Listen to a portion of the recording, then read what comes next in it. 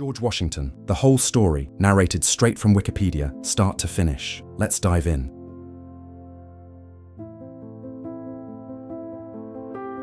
George Washington, February 22nd, 1732, OS, February 11th, 1731, December 14th, 1799, was a founding father and the first president of the United States, serving from 1789 to 1797. As commander of the Continental Army, Washington led Patriot forces to victory in the American Revolutionary War against the British Empire. He is commonly known as the father of his country for his role in bringing about American independence. Born in the colony of Virginia, Washington became the commander of the Virginia Regiment during the French and Indian War from 1754 to 1763. He was later elected to the Virginia House of Burgesses and opposed the perceived oppression of the American colonists by the British Crown. When the American Revolutionary War against the British began in 1775, Washington was appointed Commander-in-Chief of the Continental Army. He directed a poorly organized and equipped force against disciplined British troops. Washington and his army achieved an early victory at the Siege of Boston in March 1776, but were forced to retreat from New York City in November. Washington crossed the Delaware River and won the battles of Trenton in late 1776 and of Princeton in early 1777, then lost the battles of Brandywine and Germantown later that year. He faced criticism of his command, low troop morale, and a lack of provisions for his forces as the war continued. Ultimately, Washington led a combined French and American force to a decisive victory over the British at Yorktown in 1781. In the resulting Treaty of Paris in 1783, the British acknowledged the sovereign independence of the United States. Washington then served as president of the Constitutional Convention in 1787, which drafted the current Constitution of the United States. Washington was unanimously elected the first U.S. president by the Electoral College in 1788 and 1792. He established a strong, well-financed national government while remaining impartial in the fierce rivalry that emerged within his cabinet between Thomas Jefferson and Alexander Hamilton. During the French Revolution, he adopted a policy of neutrality while supporting the Jay Treaty with Britain. Washington set enduring precedents for the office of president, including republicanism, a peaceful transfer of power, the use of the title Mr. President, and the two-term tradition. His 1796 farewell address became a preeminent statement on republicanism. Washington wrote about the importance of national unity and the dangers that regionalism, partisanship, and foreign influence posed to it. As a planter of tobacco and wheat at Mount Vernon, Washington owned many slaves. He began opposing slavery near the end of his life and provided in his will for the eventual manumission of his slaves. Washington's image is an icon of American culture, and he has been extensively memorialized. His namesakes include the national capital and the state of Washington. In both popular and scholarly polls, he is consistently considered one of the greatest presidents in American history. Early life, 1732–1752.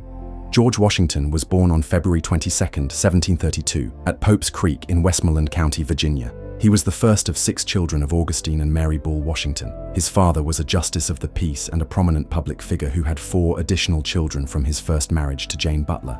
Washington was not close to his father and rarely mentioned him in later years. He had a fractious relationship with his mother. Among his siblings, he was particularly close to his older half-brother Lawrence. The family moved to a plantation on Little Hunting Creek in 1735 before settling at Ferry Farm near Fredericksburg, Virginia in 1738. When Augustine died in 1743, Washington inherited Ferry Farm and 10 slaves. Lawrence inherited Little Hunting Creek and renamed it Mount Vernon. Because of his father's death, Washington did not have the formal education his elder half-brothers had received at Appleby Grammar School in England. He instead attended the Lower Church School in Hartfield. He learned mathematics and land surveying and became a talented draftsman and mapmaker. By early adulthood, he was writing with what his biographer Ron Chernow described as considerable force and precision. As a teenager, Washington compiled over 100 rules for social interaction styled the Rules of Civility, copied from an English translation of a French guidebook. Washington often visited Belvoir, the plantation of William Fairfax, Lawrence's father-in-law, and Mount Vernon. Fairfax became Washington's patron and surrogate father.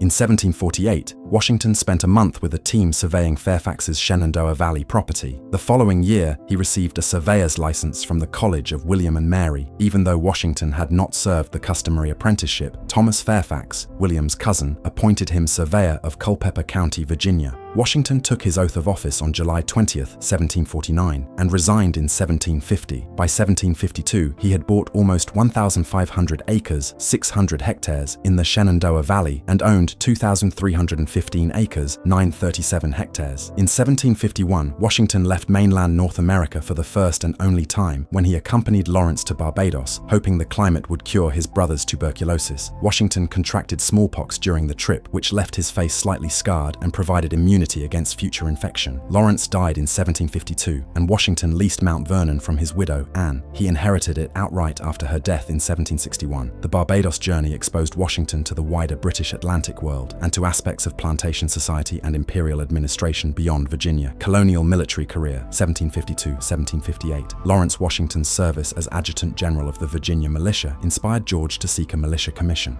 Virginia's Lieutenant Governor, Robert Dinwiddie, appointed Washington as a major and commander of one of the 4 militia districts. The British and French were competing for control of the Ohio River Valley.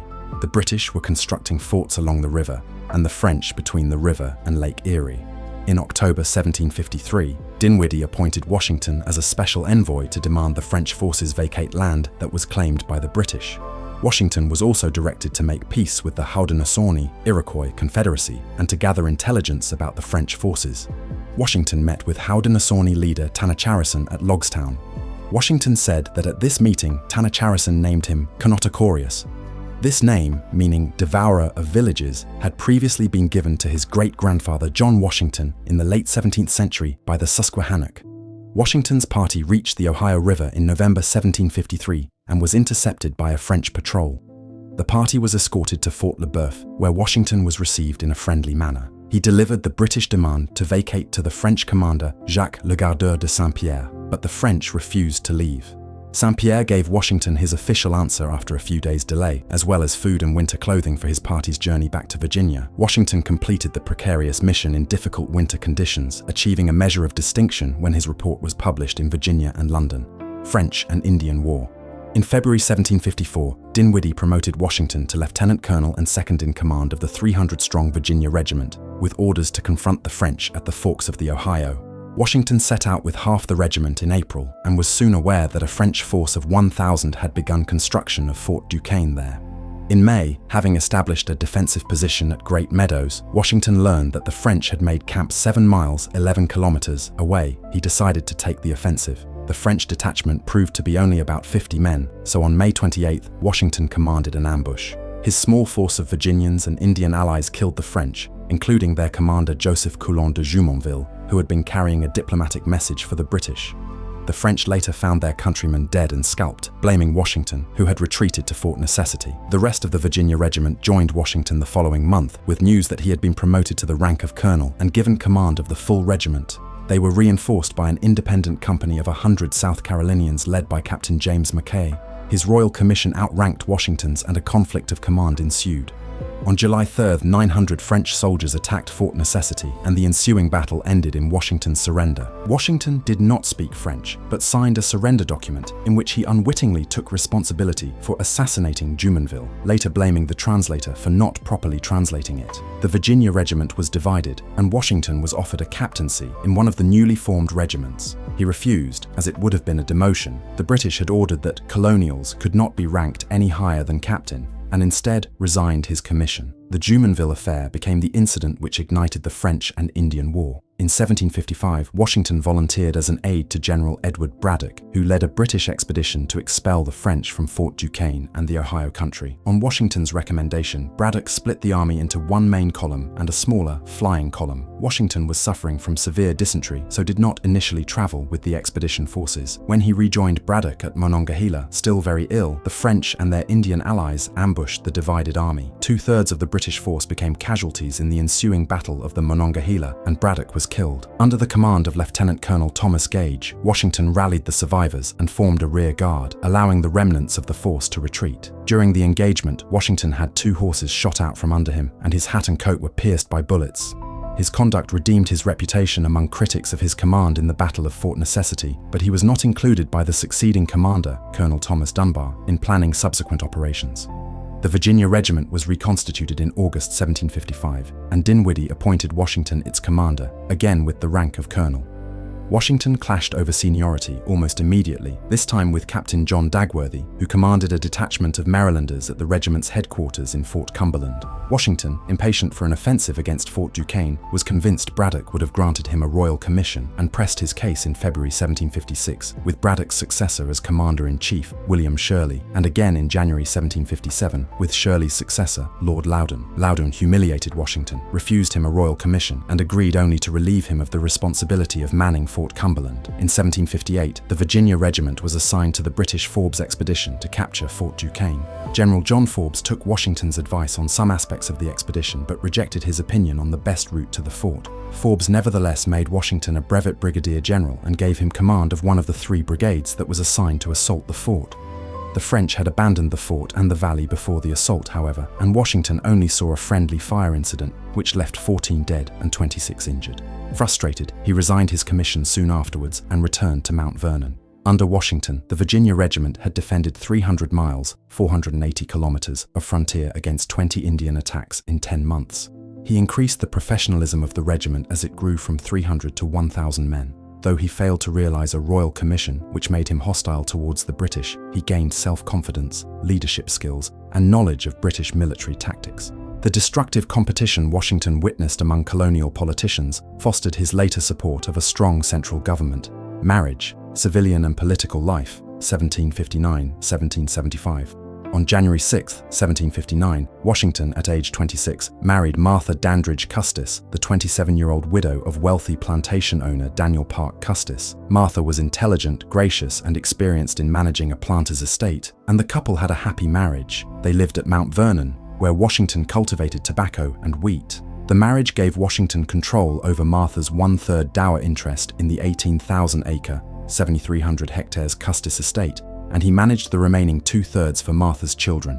As a result, he became one of the wealthiest men in Virginia, which increased his social standing. At Washington's urging, Governor Lord Boutetourt fulfilled Dinwiddie's 1754 promise to grant land bounties to those who served with volunteer militias during the French and Indian War. In late 1770, Washington inspected the lands in the Ohio and Great Kanawha regions, and he engaged surveyor William Crawford to subdivide it. Crawford allotted 23,200 acres, 9,400 hectares to Washington, who told the veterans that their land was unsuitable for farming and agreed to purchase 20,147 acres, 8,153 hectares, leaving some feeling that they had been duped.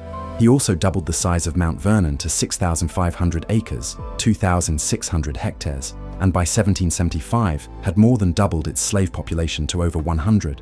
As a respected military hero and large landowner, Washington held local offices and was elected to the Virginia Provincial Legislature, representing Frederick County in the Virginia House of Burgesses for 7 years beginning in 1758. Early in his legislative career, Washington rarely spoke at or even attended legislative sessions, but was more politically active starting in the 1760s, becoming a prominent critic of Britain's taxation and mercantilist policies towards the American colonies. Washington imported luxury goods from England, paying for them by exporting tobacco. His profligate spending combined with low tobacco prices left him $1,800 in debt by 1764. Washington's complete reliance on London tobacco buyer and merchant Robert Carey also threatened his economic security. Between 1764 and 1766, he sought to diversify his holdings. He changed Mount Vernon's primary cash crop from tobacco to wheat and expanded operations to include flour milling and hemp farming. Washington's stepdaughter Patsy suffered from epileptic attacks, and she died at Mount Vernon in 1773, allowing Washington to use part of the inheritance from her estate to settle his debts. Opposition to the British Parliament and Crown. Washington was opposed to the taxes which the British Parliament imposed on the colonies without proper representation. He believed the Stamp Act 1765 was oppressive and celebrated its repeal the following year. In response to the Townshend Acts, he introduced a proposal in May 1769 which urged Virginians to boycott British goods. The Townshend Acts were mostly repealed in 1770. Washington and other colonists were also angered by the Royal Proclamation of 1763, which banned American settlement west of the Allegheny Mountains, and British interference in American Western land speculation, in which Washington was a participant. Parliament sought to punish Massachusetts colonists for their role in the Boston Tea Party in 1774 by passing the Coercive Acts, which Washington saw as an invasion of our rights and privileges. That July, he and George Mason drafted a list of resolutions for the Fairfax County Committee, including a call to end the Atlantic slave trade. The resolutions were adopted. In August, Washington attended the First Virginia Convention and was selected as a delegate to the First Continental Congress. As tensions rose in 1774, he helped train militias in Virginia and organized enforcement of the Continental Association boycott of British goods instituted by the Congress, Commander-in-Chief of the Army, 1775–1783. The American Revolutionary War broke out on April 19, 1775, with the battles of Lexington and Concord. Washington hastily departed Mount Vernon on May 4 to join the Second Continental Congress in Philadelphia. On June 14, Congress created the Continental Army and John Adams nominated Washington as its commander-in-chief, mainly because of his military experience and the belief that a Virginian would better unite the colonies. He was unanimously elected by Congress the next day. Washington gave an acceptance speech on June 16, declining a salary, though he was later reimbursed expenses. Congress chose Washington's primary staff officers, including Artemus Ward, Horatio Gates, Charles Lee, Philip Schuyler, and Nathaniel Greene. Henry Knox impressed Adams and Washington with his knowledge of ordnance and was promoted to colonel and chief of artillery. Similarly, Washington was impressed by Alexander Hamilton's intelligence and bravery. He would later promote Hamilton to colonel and appoint him his aide-de-camp. Washington initially banned the enlistment of black soldiers, both free and enslaved. The British saw an opportunity to divide the colonies. The colonial governor of Virginia issued a proclamation promising freedom to slaves if they joined the British forces. In response to this proclamation and the need for troops, Washington soon overturned his ban. By the end of the war, around 1/10 of the soldiers in the Continental Army were black, with some obtaining freedom. Siege of Boston. In April 1775, in response to the growing rebellious movement, British troops occupied Boston, led by General Thomas Gage, commander of British forces in America. Local militias surrounded the city and trapped the British troops, resulting in a standoff. As Washington headed for Boston, he was greeted by cheering crowds and political ceremony. He became a symbol of the Patriot cause. Upon Washington's arrival on July 2nd, he went to inspect the army but found undisciplined militia. After consultation, he initiated Benjamin Franklin's suggested reforms, instituting military drills and imposing strict disciplinary measures. Washington promoted some of the soldiers who had performed well at Bunker Hill to officer rank and removed officers who he saw as incompetent. In October, King George III declared that the colonies were in open rebellion and relieved Gage of command, replacing him with General William Howe. When the Charles River froze over, Washington was eager to cross and storm Boston, but Gates and others were opposed to having untrained militia attempt to assault well-garrisoned fortifications. Instead, Washington agreed to secure the Dorchester Heights above Boston to try to force the British out. On March 17, 8,906 British troops, 1,100 loyalists, and 1,220 women and children began a chaotic naval evacuation. Washington entered the city with 500 men, giving them explicit orders not to plunder. He refrained from exerting military authority in Boston, leaving civilian matters in the hands of local authorities. New York and New Jersey, Battle of Long Island. After the victory at Boston, Washington correctly guessed that the British would return to New York City and retaliate. He arrived there on April 13, 1776, and ordered the construction of fortifications. He also ordered his forces to treat civilians and their property with respect, to avoid the abuses Bostonians suffered at the hands of British troops. The British forces, including more than 100 ships and thousands of troops, began arriving on Staten Island in July to lay siege to the city. Howe's troop strength totaled 32,000 regulars and Hessian auxiliaries. Washington had 23,000 men, mostly untrained recruits and militia. In August, Howe landed 20,000 troops at Gravesend, Brooklyn, and approached Washington's fortifications. Overruling his generals, Washington chose to fight, based on inaccurate information that Howe's army had only around 8,000 soldiers. In the Battle of Long Island, Howe assaulted Washington's flank and inflicted 1,500 Patriot casualties. Washington retreated to Manhattan. Howe sent a message to Washington to negotiate peace, addressing him as George Washington, Esq. Washington declined to accept the message, demanding to be addressed with diplomatic protocol, not as a rebel. Despite misgivings, Washington heeded the advice of General Greene to defend Fort Washington, but was ultimately forced to abandon it. Howe pursued, and Washington retreated across the Hudson River to Fort Lee. In November, Howe captured Fort Washington. Loyalists in New York City considered Howe a liberator and spread a rumor that Washington had set fire to the city. Now reduced to 5,400 troops, Washington's army retreated through New Jersey, crossing the Delaware, Trenton, and Princeton. Washington crossed the Delaware River into Pennsylvania, where General John Sullivan joined him with 2,000 more troops. The future of the Continental Army was in doubt due to a lack of supplies, a harsh winter, expiring enlistments, and desertions. Howe posted a Hessian garrison at Trenton to hold western New Jersey and the east shore of the Delaware. At sunrise on December 26, 1776, Washington, aided by Colonel Knox and artillery, led his men in a successful surprise attack on the Hessians. Washington returned to New Jersey on January 3, 1777, launching an attack on the British regulars at Princeton, with 40 Americans killed or wounded and 273 British killed or captured. Howe retreated to New York City for the winter. Washington took up winter headquarters in Morristown, New Jersey. Strategically, Washington's victories at Trenton and Princeton were pivotal. They revived Patriot morale and quashed the British strategy of showing overwhelming force, followed by offering generous terms, changing the course of the war. Philadelphia, Brandywine, Germantown, and Saratoga. In July 1777, the British General John Burgoyne led his British troops south from Quebec in the Saratoga campaign. He recaptured Fort Ticonderoga, intending to divide New England. However, General Howe took his army from New York City south to Philadelphia rather than joining Burgoyne near Albany. Washington and Gilbert, Marquis de Lafayette, rushed to Philadelphia to engage Howe. In the Battle of Brandywine on September 11, 1777, Howe outmaneuvered Washington and marched unopposed into the American capital at Philadelphia. A Patriot attack against the British at Germantown in October failed. In upstate New York, the Patriots were led by General Horatio Gates. Concerned about Burgoyne's movements southward, Washington sent reinforcements north with Generals Benedict Arnold and Benjamin Lincoln. On October 7, 1777, Burgoyne tried to take Bemis Heights, but was isolated from support and forced to surrender. Gates' victory emboldened Washington's critics, who favored Gates as a military leader. According to the biographer John Alden, it was inevitable that the defeats of Washington's forces and the concurrent victory of the forces in Upper New York should be compared. Admiration for Washington was waning. Valley Forge and Monmouth.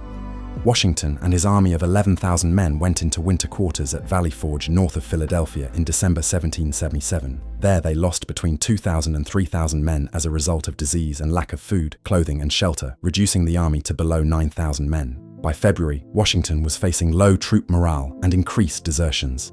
An internal revolt by his officers prompted some members of Congress to consider removing Washington from command. Washington's supporters resisted, and the matter was ultimately dropped. Washington made repeated petitions to Congress for provisions and expressed the urgency of the situation to a congressional delegation. Congress agreed to strengthen the Army's supply lines and reorganize the quartermaster and commissary departments, while Washington launched the Grand Forage of 1778 to collect food from the surrounding region. Meanwhile, Baron Friedrich Wilhelm von Steuben's incessant drilling transformed Washington's recruits into a disciplined fighting force. Washington appointed him Inspector General. In early 1778, the French entered into a treaty of alliance with the Americans. In May, Howe resigned and was replaced by Sir Henry Clinton. The British evacuated Philadelphia for New York that June, and Washington summoned a war council of American and French generals. He chose to order a limited strike on the retreating British. Generals Lee and Lafayette moved with 4,000 men without Washington's knowledge and bungled their first strike on June 28. Washington relieved Lee and achieved a draw after an expansive battle. The British continued their retreat to New York. This battle marked the end of the war's campaigning in the northern and middle states. Washington would not fight the British in a major engagement again for more than 3 years.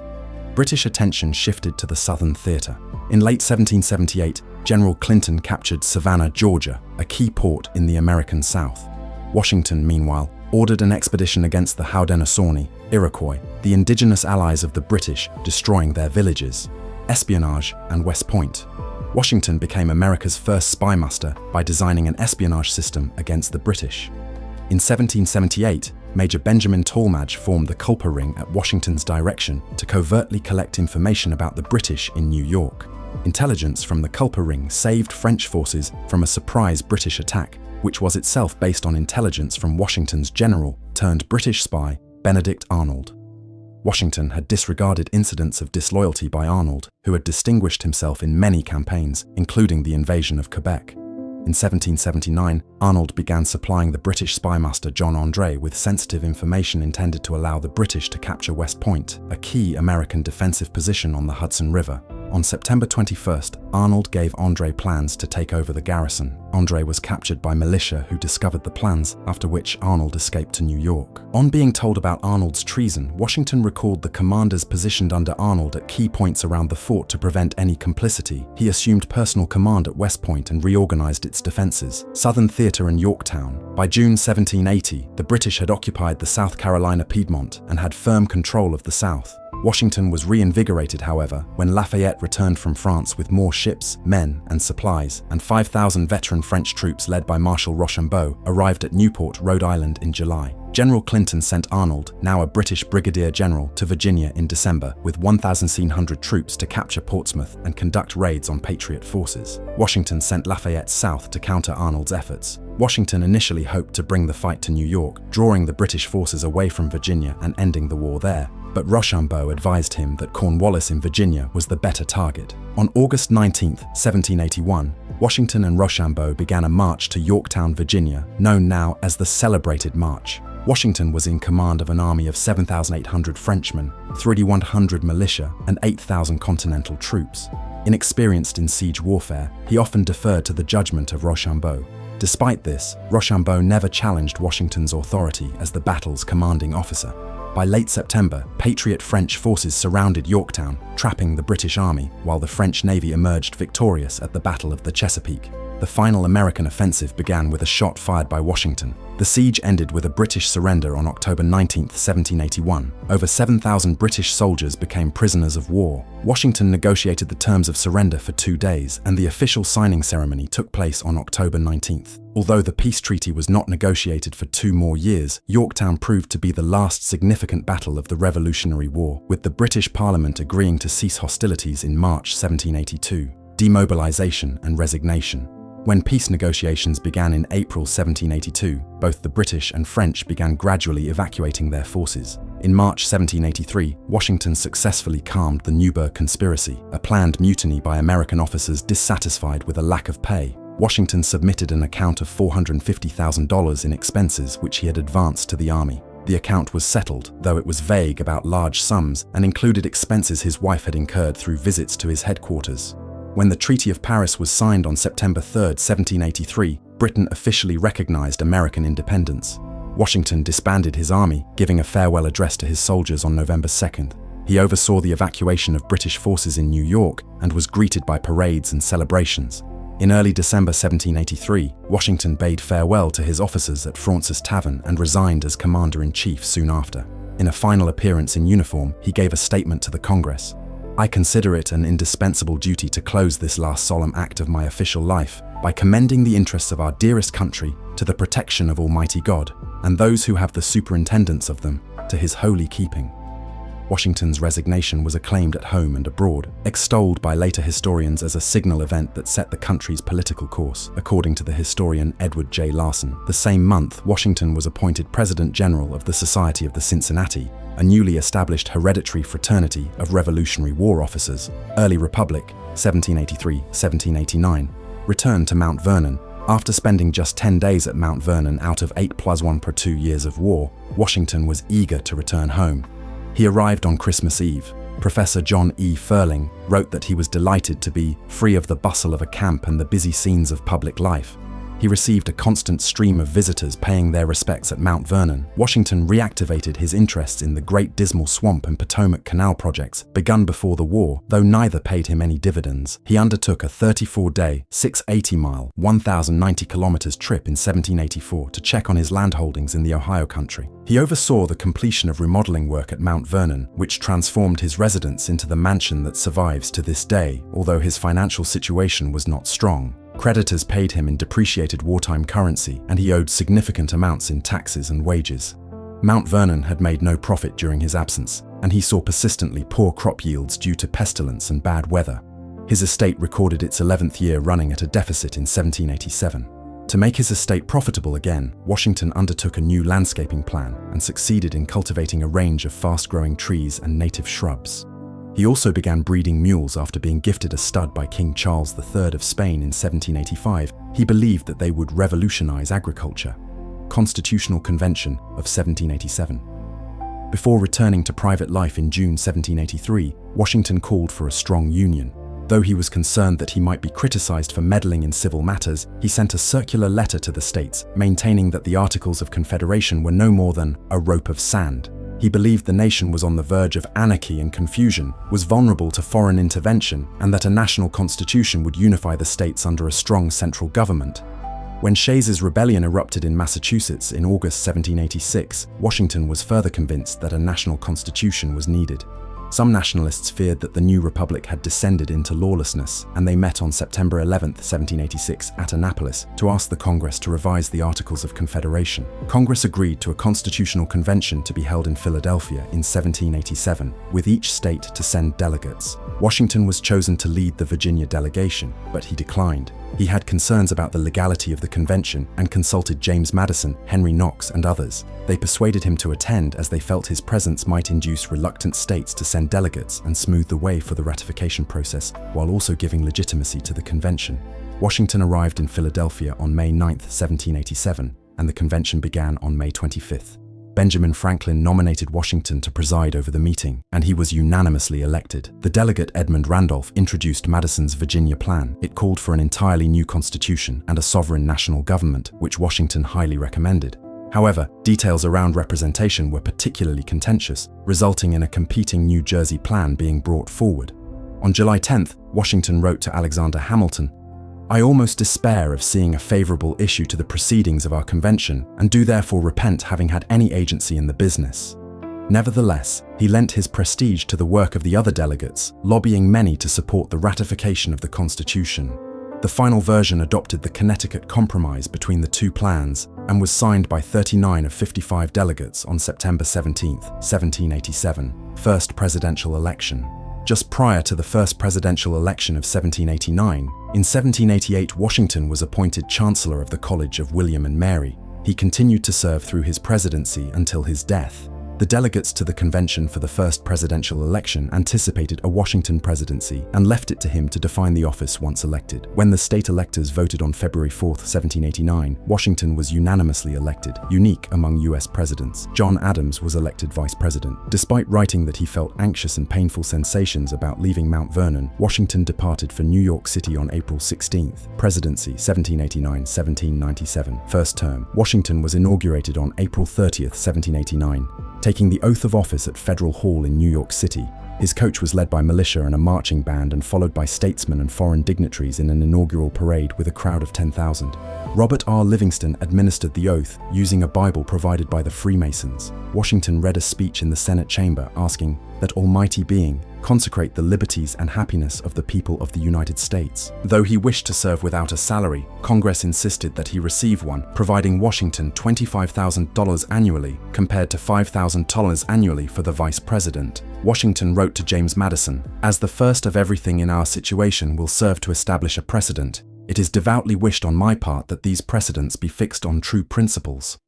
To that end, he argued against the majestic titles proposed by the Senate, including His Majesty and His Highness the President, in favor of Mr. President. His executive precedents included the inaugural address, messages to Congress, and the cabinet form of the executive branch. He also selected the first justices for the Supreme Court. Washington was an able administrator and judge of talent and character. The old Confederation lacked the powers to handle its workload and had weak leadership, no executive, a small bureaucracy of clerks, large debt, worthless paper money, and no power to establish taxes. Congress created executive departments in 1789, including the State Department, the War Department, and the Treasury Department. Washington appointed Edmund Randolph as Attorney General, Samuel Osgood as Postmaster General, Thomas Jefferson as Secretary of State, Henry Knox as Secretary of War, and Alexander Hamilton as Secretary of the Treasury. Washington's cabinet became a consulting and advisory body, not mandated by the Constitution. Washington restricted cabinet discussions to topics of his choosing and expected department heads to agreeably carry out his decisions. He exercised restraint in using his veto power, writing that, "I give my signature to many bills with which my judgment is at variance." Washington opposed political factionalism and remained nonpartisan throughout his presidency, the only United States president to do so. He was sympathetic to a federalist form of government. Washington's closest advisors formed two factions, portending the first-party system. Hamilton formed the Federalist Party to promote national credit and a financially powerful nation. Jefferson opposed Hamilton's agenda and founded the Jeffersonian Republicans. Washington favored Hamilton's agenda, however, and it ultimately went into effect, resulting in bitter controversy. Other domestic issues during Washington's first term included the planning of a permanent capital, the passage of several constitutional amendments including the Bill of Rights, and continuing debates concerning slavery and expansion into Native American territory. Washington proclaimed November 26, 1789 as a day of thanksgiving to encourage national unity. Second term, Washington initially initially planned to retire after his first term, weary of office and in poor health. After dealing with the infighting in his cabinet and with partisan critics, he showed little enthusiasm for a second term, and Martha wanted him not to run. Washington's nephew, George Augustine Washington, managing Mount Vernon in his absence, was critically ill, further increasing Washington's desire to retire. Many, however, urged him to run for a second term. Madison told him that his absence would allow the dangerous political rift in his cabinet and the House to worsen. Jefferson also pleaded with him not to retire, pledging to drop his attacks on Hamilton. Hamilton maintained that Washington's absence would be deplored as the greatest evil to the country. With the election of 1792 nearing, Washington agreed to run. On February 13, 1793, the Electoral College unanimously re-elected Washington president, while John Adams was re-elected as vice president by a vote of 77 to 50. Washington was sworn into office by Associate Justice William Cushing on March 4, 1793, in Congress Hall in Philadelphia. On April 22, 1793, after the French Revolutionary Wars broke out, Washington issued a proclamation declaring American neutrality. He was resolved to pursue a conduct friendly and impartial toward the belligerent powers, while warning Americans not to intervene in the conflict. Although Washington recognized France's revolutionary government, he eventually asked that the French minister to the United States, Edmond Charles Genet, be recalled. Genet was a diplomatic troublemaker who was openly hostile toward Washington's neutrality policy. He procured 4 American ships as privateers to strike at Spanish forces, British allies, in Florida, while organizing militias to strike at other British possessions. However, his efforts failed to draw the United States into the conflict. During his second term, Washington faced 2 major domestic conflicts. The first was the Whiskey Rebellion, 1791-1794, a Pennsylvania revolt against liquor taxation. Washington mobilized a militia and personally commanded an expedition against the rebels, which suppressed the insurgency. The second was the Northwest Indian War between white settlers and Native Americans who were supported by the British. The latter were stationed in forts that they had refused to abandon after the Revolutionary War. In 1794, American troops defeated the Native American forces at the Battle of Fallen Timbers, ending the conflict between the two. Hamilton formulated the Jay Treaty to normalize trade relations with Britain while removing them from Western forts, and also to resolve financial debts remaining from the Revolution. Chief Justice John Jay represented Washington's position and signed the treaty on November 19, 1794. Washington supported the treaty because it avoided war, although he was disappointed that its provisions favored Britain. He mobilized public opinion and secured ratification, but faced frequent public criticism and political controversy. Following the British abandonment of their forts around the Great Lakes, the proposed position of the Canada-United States border was sent to arbitration. Numerous pre-revolution debts were settled, and the British opened the British West Indies to American merchants. The agreement secured peace with Britain and a decade of prosperous trade. However, Jefferson claimed that it angered France and invited rather than avoided war. Jefferson's claim was verified when relations with France deteriorated after the signing of the treaty, with the French Directory authorizing the seizure of American ships 2 days before Washington's term ended. Succeeding President John Adams was left with the prospect of war. Relations with the Spanish were more successful. Thomas Pinckney negotiated the Treaty of San Lorenzo in 1795, settling the border between the United States and Spanish territory, and guaranteeing American navigational access to the Mississippi River. On July 31, 1793, Jefferson submitted his resignation from cabinet. Hamilton resigned from office in January 1795 and was replaced by Oliver Wolcott Jr. Washington's relationship with Secretary of War Henry Knox deteriorated over rumors that Knox had profited from contracts for the construction of U.S. frigates ostensibly commissioned to combat Barbary pirates under the Naval Act of 1794. Knox was forced to resign. In the final months of his presidency, Washington was assailed by his political foes and a partisan press who accused him of being ambitious and greedy. He came to regard the press as a disuniting force. Washington also opposed demands by Congress to see papers related to the Jay Treaty, arguing that they were not relative to any purpose under the cognizance of the House of Representatives, except that of an impeachment, which the resolution has not expressed. Farewell address. At the end of his second term, Washington retired. He was dismayed with the personal attacks against him and wanted to ensure that a truly contested presidential election could be held. He did not feel bound to a 2-term limit, but his retirement set a significant precedent. In May 1792, in anticipation of his retirement, Washington instructed James Madison to prepare a valedictory address, an initial draft of which was entitled the Farewell Address. In May 1796, Washington sent the manuscript to Hamilton, who did an extensive rewrite, while Washington provided final edits. On September 19, 1796, David Claypool's American Daily Advertiser published the address. Washington stressed that national identity was paramount and said that the name of American must always exalt the just pride of patriotism. Washington warned against the dangers of political parties and entangling foreign alliances with domestic affairs. He counseled friendship and commerce with all nations, but advised against involvement in European wars. He stressed the importance of religion, asserting that religion and morality are indispensable supports in a republic. He closed the address by reflecting on his legacy. I fervently beseech the Almighty to avert or mitigate the evils to which my unintentioned errors may tend. I shall also carry with me the hope that my country will never cease to view them with indulgence, and that, after 45 years of my life dedicated to its service with an upright zeal, the faults of incompetent abilities will be consigned to oblivion, as myself must soon be to the mansions of rest. After initial publication, many Republicans, including Madison, criticized the address and described it as an anti-French campaign document, with Madison believing that Washington was strongly pro-British. In 1972, the Washington scholar James Flexner referred to the farewell address as receiving as much acclaim as Thomas Jefferson's Declaration of Independence and Abraham Lincoln's Gettysburg Address.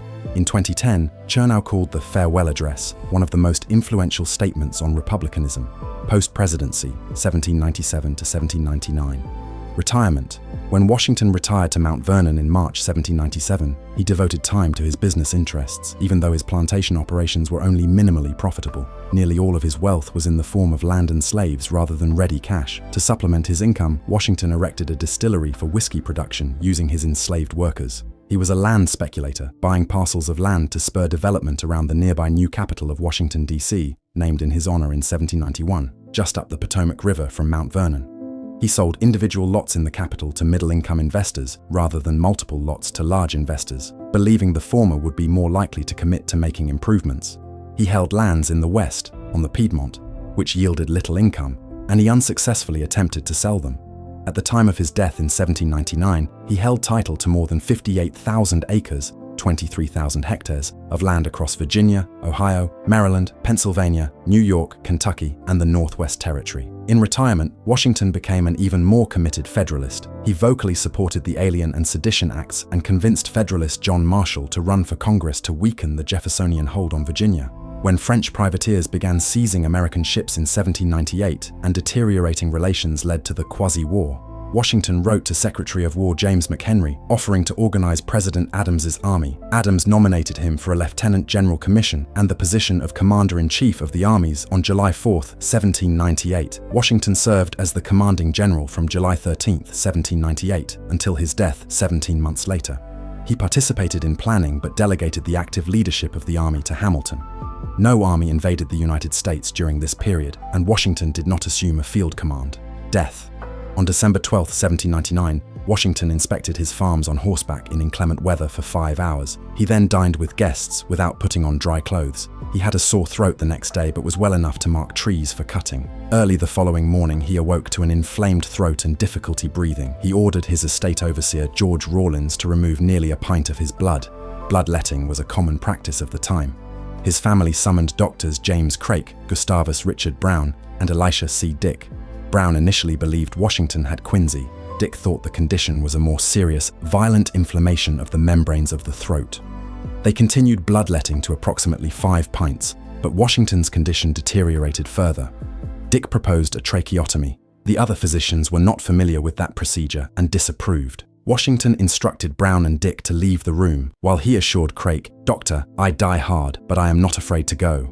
On his deathbed, afraid of being entombed alive, Washington instructed his private secretary Tobias Lear to wait 3 days before his burial. According to Lear, Washington died between 10 p.m. and 11 p.m. on December 14, 1799, with Martha seated at the foot of his bed. His last words were, "'Tis well." The diagnosis of Washington's illness and the immediate cause of his death have been subjects of debate. The published account of Craik and Brown stated that his symptoms were consistent with sinanchi trachealis, a term then used to describe severe inflammation of the upper windpipe, including quinsy. Accusations of medical malpractice have persisted since Washington's death. Modern medical authors have largely concluded that he likely died from severe epiglottitis complicated by the treatments he was given, which included multiple doses of calomel, a purgative, and extensive bloodletting, likely resulting in hypovolemic shock, funeral, and burial. Washington's funeral was held on December 18, 1799, 4 days after his death at Mount Vernon. Cavalry and foot soldiers led the procession, and 6 colonels served as the pallbearers. The Mount Vernon funeral service was restricted mostly to family and friends. Reverend Thomas Davis read a brief funeral service, followed by a ceremony performed by members of Washington's Masonic Lodge. Washington had been a Freemason since 1752. Word of his death traveled slowly, but as it reached other regions, church bells rang and many businesses closed. Memorial processions were held in major cities of the United States. Martha burned her correspondence with Washington to protect its privacy, though 5 letters between the couple are known to have survived. Washington was buried in the Washington family vault at Mount Vernon on December 18, 1799. In his will, Washington left instructions for the construction of a new vault. This was completed in 1831 after a disgruntled ex-employee of the estate attempted to steal what he thought was Washington's skull. In 1832, a joint congressional committee debated moving his body from Mount Vernon to a crypt in the United States Capitol. Southern opposition was intense, antagonized by an ever-growing rift between North and South. Many were concerned that Washington's remains could end up, in the words of Representative Wiley Thompson, on a shore foreign to his native soil if the country became divided, and Washington's remains stayed in Mount Vernon. On October 7, 1837, Washington's remains, still in the original lead coffin, were placed within a marble sarcophagus designed by William Strickland and constructed by John Struthers. Philosophy and views. Slavery. During Washington's lifetime, at least 577 slaves lived and worked at Mount Vernon. He inherited some, gained control of 84 dower slaves upon his marriage to Martha, and purchased at least 71 slaves between 1752 and 1773. From 1786, he rented slaves as part of an agreement regarding a neighboring estate. They totaled 40 in 1799. Slavery was deeply ingrained in the economic and social fabric of the colony of Virginia. Prior to the Revolutionary War, Washington's views on slavery matched those of most Virginia planters of the time. His principal interest was still their contribution to the economic life of the plantation. Beginning in the 1760s, however, Washington gradually grew to oppose it. His first doubts were prompted by his choice to transition from tobacco to grain crops, which left him with a costly surplus of slaves, causing him to question the system's economic efficiency. In a 1778 letter to Lund, Washington, he made clear his desire to get quit of Negroes. His growing disillusionment with the institution was spurred by the principles of the Revolution and revolutionary friends such as Lafayette and Hamilton. Most historians agree the Revolution was central to the evolution of Washington's attitudes. Kenneth Morgan writes that after 1783, Washington began to express inner tensions about the problem of slavery more frequently, though always in private. As president, he remained publicly silent on the topic, believing it was a nationally divisive issue that could undermine the Union. He gave moral support to a plan proposed by Lafayette to purchase land and free slaves to work on it, but chose not to participate in the experiment. Washington privately expressed support for emancipation to prominent Methodists Thomas Coke and Francis Asbury in 1785, but declined to sign their petition. In personal correspondence the next year, he made clear his desire to see the institution of slavery ended by a gradual legislative process, a view that correlated with the mainstream anti-slavery literature published in the 1780s. Washington emancipated 123 or 124 slaves, which was highly unusual among the large slaveholding Virginians during the Revolutionary era. However, he remained dependent on slave labor to work his farms. Based on his private papers and on accounts from his contemporaries, Washington slowly developed a cautious sympathy toward abolitionism that ended with his will freeing his longtime valet Billy Lee and freeing the rest of his personally owned slaves outright upon Martha's death. On January 1, 1801, 1 year after George Washington's death, Martha Washington signed an order to free his slaves. Many of them were reluctant to leave, others refused to abandon spouses or children still held as dower slaves by the Custis estate. Following Washington's instructions in his will, funds were used to feed and clothe the young, aged, and infirm slaves until the early 1830s. Religious and spiritual views. Washington was baptized as an infant in April 1732 and was a devoted Anglican. He served for more than 20 years as a vestryman and churchwarden at the Fairfax and Truro parishes in Virginia. He privately prayed and read the Bible daily and publicly encouraged prayer. He may have taken communion regularly prior to the Revolution, but he did not do so afterwards. Washington referred to God in American Enlightenment terms, including Providence, the Almighty, and the Divine Author. He believed in a divine power who watched over battlefields, influenced the outcome of war, protected his life, and was involved in American politics, and specifically in the creation of the United States. Chernow has argued that Washington avoided evangelistic Christianity, hellfire and brimstone speech, and anything inclined to flaunt his religiosity, saying that he never used his religion as a device for partisan purposes or in official undertakings. At the same time, Washington frequently quoted from or paraphrased the Bible and often referred to the Anglican Book of Common Prayer. While president, Washington acknowledged major religious sects, gave speeches on religious toleration, and opposed state religion. He adopted the ideas, values, and modes of thinking of the Enlightenment, but he harbored no contempt for organized Christianity and its clergy. In 1793, speaking to members of the new church in Baltimore, Washington said, "We have abundant reason to rejoice that in this land the light of truth and reason has triumphed over the power of bigotry and superstition." Freemasonry was a widely accepted institution in the late 18th century, known for advocating moral teachings. American Masonic lodges did not share the anti-clerical views of the controversial European lodges. A Masonic lodge was established in Fredericksburg, Virginia in September 1752, and Washington was initiated 2 months later at the age of 20 as one of its first entered apprentices. Within a year, he progressed through its ranks to become a Master Mason. In 1777, he was recommended for the office of Grand Master of the newly established Grand Lodge of Virginia. Sources differ as to whether he declined or was never asked, but he did not assume the role. He served as the Chartermaster of Alexandria Masonic Lodge No. 22 in 1788-1789. Personal life. Washington's 1751 bout with smallpox may have rendered him sterile, though Chernow notes that it is possible Martha sustained injury during the birth of Patsy, her final child, making additional births impossible. The couple lamented not having any children together. The two raised Martha's children, John Parke Custis, Jackie, and Martha Parke Custis, Patsy, and later Jackie's two youngest children, Eleanor Parke Custis, Nellie, and George Washington Parke Custis, Washi, and supported numerous nieces and nephews. Washington was somewhat reserved in personality, although he was known for having a strong presence. He made speeches and announcements when required, but he was not a noted orator nor debater. He drank alcohol in moderation, but was morally opposed to excessive drinking, smoking tobacco, gambling, and profanity. He was taller than most of his contemporaries. Accounts of his height vary from 6 feet 1.83 meters to 6 feet 3.5 in 1.92 meters. He was known for his strength. He had grey-blue eyes and long reddish-brown hair. He did not wear a powdered wig. Instead, he wore his hair curled, powdered, and tied in a queue in the fashion of the day. Washington suffered from severe tooth decay and ultimately lost all of his teeth except one. He had several sets of false teeth during his presidency. Contrary to common law, these were not made of wood, but of metal, ivory, bone, animal teeth, and human teeth possibly obtained from slaves. His dental problems left him in constant pain, which he treated with laudanum. He also experienced a painful growth in his thigh early in his first presidential term, followed by a life-threatening bout of pneumonia in 1790 from which he never fully recovered. Washington was a talented equestrian. Jefferson described him as the best horseman of his age. He collected thoroughbreds at Mount Vernon. His two favorite horses were Blueskin and Nelson. Legacy. Washington is one of the most influential figures in American history. Virginia's Governor Henry Lee III eulogized him as first in war, first in peace, and first in the hearts of his countrymen.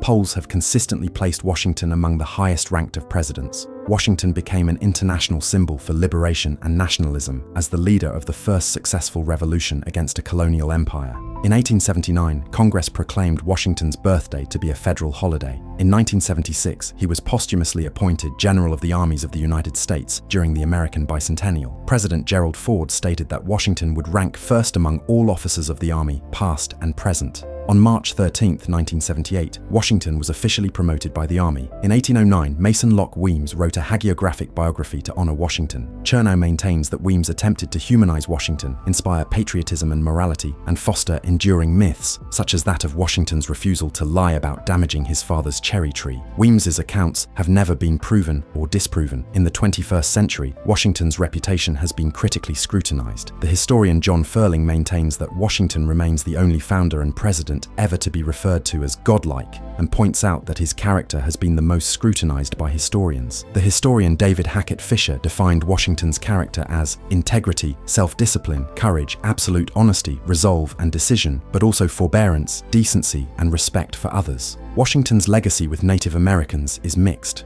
Chernow describes Washington as always trying to be even-handed in dealing with indigenous peoples, hoping they would abandon their itinerant hunting life and adapt to fixed agricultural communities in the manner of white settlers. He also maintains that Washington never advocated outright confiscation of tribal land or the forcible removal of tribes. By contrast, Colin G. Calloway wrote that Washington had a lifelong obsession with getting Indian land, either for himself or for his nation, and initiated policies and campaigns that had devastating effects in Indian country. He stated, "The growth of the nation demanded the dispossession of Indian people. But if Indians refused and resisted, as they often did, he felt he had no choice but to extirpate them, and that the expeditions he sent to destroy Indian towns were therefore entirely justified." Along with other founding fathers, Washington has been criticized for holding enslaved people. Though he expressed the desire to see the abolition of slavery through legislation, he did not initiate or support any initiatives for bringing about its end. This has led to calls to remove his name from public buildings and his statue from public spaces. Washington's presidential library is housed at Mount Vernon, which is now a National Historic Landmark. His papers are held by the Library of Congress. That's the complete article. If you made it this far, you'll love the rest of the channel. Subscribe for a new Wikipedia deep dive every single day. The next video is on screen now, and if there's a topic you want narrated, drop it in the comments. Thanks for watching.